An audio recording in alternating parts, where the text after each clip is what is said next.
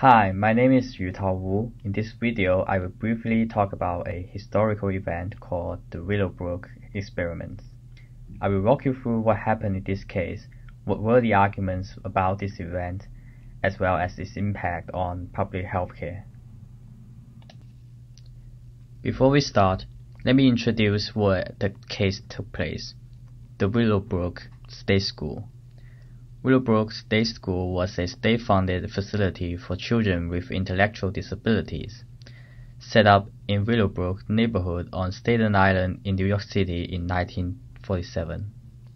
The capacity of the institution was designated to be 4,000, and yet about 20 years after its opening, 6,000 residents were admitted, and the Willowbrook State School had become the largest state-run facility for people with mental illness in the United States. However, due to the large population in the facility, poor management, and lack of fundings, residents of Willowbrook never had a proper, decent living environment. The condition of Willowbrook State School was so terrible that Robert F. Kennedy called it a snake pit. As the public gained more knowledge about Willowbrook, its medical and living conditions, as well as the inhumane experiments conducted there, which I will talk about in the next slides, an outcry bursted and eventually led to the closure of the facility in 1987. So, what experiments were conducted in Willowbrook State School that brought this in national infamy? During the first 10 years, hepatitis A was common in the school, and no one knew how the virus spread. Two medical researchers, Krugman from NYU and McCollum from Yale, discovered that most of the children had hepatitis A as soon as they were admitted to school. According to a report from a pediatrician named Paul Offit, Krugman intentionally used children in the school as experimental subjects. He fed them with meals or chocolate milk, which contained hepatitis-infected patient stool, in order to study the mechanism and pattern of hepatitis spread.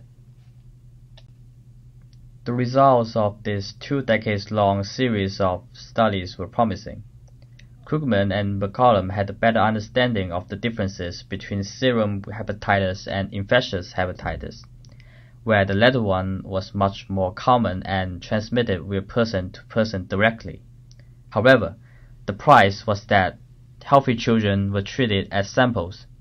The artificially inoculated virus has made them all sick, and which was predictable.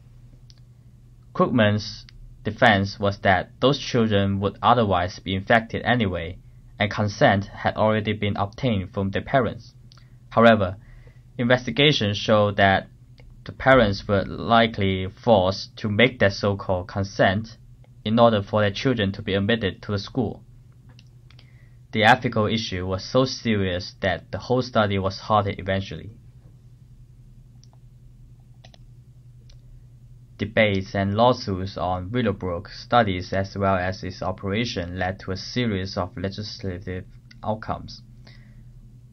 The Willowbrook consent judgment set forth guidelines and requirements for operating the institution and established new standards of care for all Willowbrook residents at the time of the settlement. Following the consent, other legislation targeted to a rise of people with disabilities were also enacted. Among them, Developmental Disabilities Assistance and Bill of Rights Acts and CRIPA were the first federal civil rights laws protecting people with disabilities, leading to the enactment of the Americans with Disabilities Act, also known as ADA. Conclusion is that the Willowbrook experiments was one of the most important cases that make public health personnel to pay attention to the ethics of conducting experiments on disabilities, as well as their proper treatments and living environments.